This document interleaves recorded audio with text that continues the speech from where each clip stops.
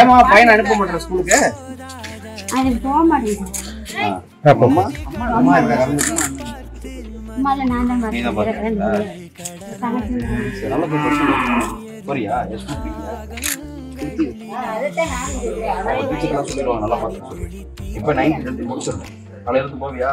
வேலைக்கு அனுப்புறீங்களா? வேலைக்கெல்லாம் போகல. அங்கெல்லாம் போக கூடாதுமா. வேலைக்கெல்லாம் போவே இல்லை. சும்மா திட்டினாலே.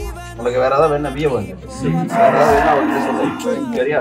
பாத்து ஒரு டெய்லி கண்காணிச்சுக்கோ.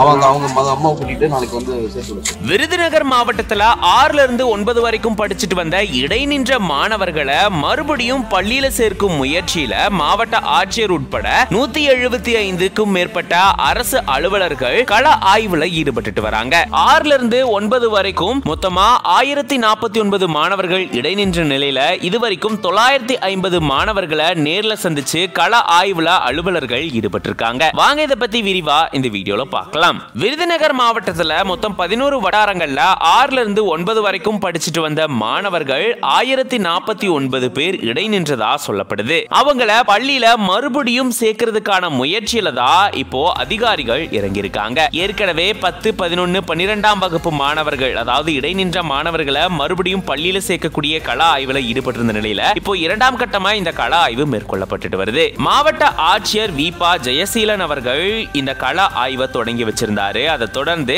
175க்கும் மேற்பட்ட அரசு அலுவலர்களும் இதுல ஈடுபட்டு வராங்க. மாவட்ட காவல் கண்காணிப்பாளர், துணை காவல் கண்காணிப்பாளர், மாவட்ட வருவாய் அலுவலர், வட்டாட்சியர்கள், துணை ஆட்சியர்கள்னு இத்தனை பேர் இதுல ஈடுபட்டு வராங்க. ஒவ்வொரு அலுவலர்களுக்கும் 6 மாணவர்களுடைய விவரங்களை கொடுக்க அவங்கள போயிட்டு சந்திச்சு கள ஆய்வுல அலுவலர்கள் ஈடுபட்டு வராங்க. எதனால பள்ளி படிப்பை பாதியிலே நிறுத்தினாங்க, என்ன காரணங்கள், அவங்களுடைய தேவை என்ன இப்படின்னு மாணவர்கள் கிட்ட இருந்தும் பெற்றோர்கள் கிட்ட இருந்தும் இவங்க நிறைய விவரங்களை சேகரிச்சிருந்திருக்காங்க. அந்த வகையில இதுவரைக்கும் 950 மாணவர்களை நேர்ல சந்திச்சு அலுவலர்கள் கள ஆய்வுல ஈடுபட்டதா சொல்லப்படுது. அவங்களுக்கு தேவையான எல்லா வசதிகளும் செஞ்சு கொடுக்கப்பட்டு அவங்கள மறுபடியும் பள்ளியில சேர்க்கக்கூடிய முயற்சியில தான் அதிகாரிகள் ஈடுபட்டு வராங்க. இவங்களுடைய இந்த செயல்பாடு பெரும் வரவேற்பை பெற்றிருக்கு. இது பத்தின உங்களோட கருத்துக்களை கமெண்ட்ஸ்ல சொல்லுங்க.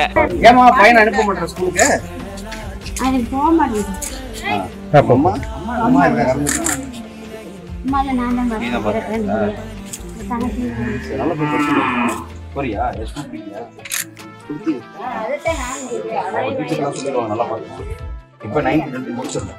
நாளைல இருந்து போவியா? வேலைக்கு அனுப்புறீங்களா? வேலைக்கெல்லாம் போகல. அங்கெல்லாம் போக கூடாதுமா. வேலைக்கெல்லாம் போவே இல்லை. சும்மா திட்டினாலே. உங்களுக்கு வேற ஏதாவது வேணா பிஏ வந்து. வேற ஏதாவது வேணா வந்து சொல்லு. சரியா? பாத்து ஒரு டெய்லி கண்காணிச்சுக்கோ. அவங்க அம்மா கூட்டிட்டு நாளைக்கு வந்து சேர்த்து விடு.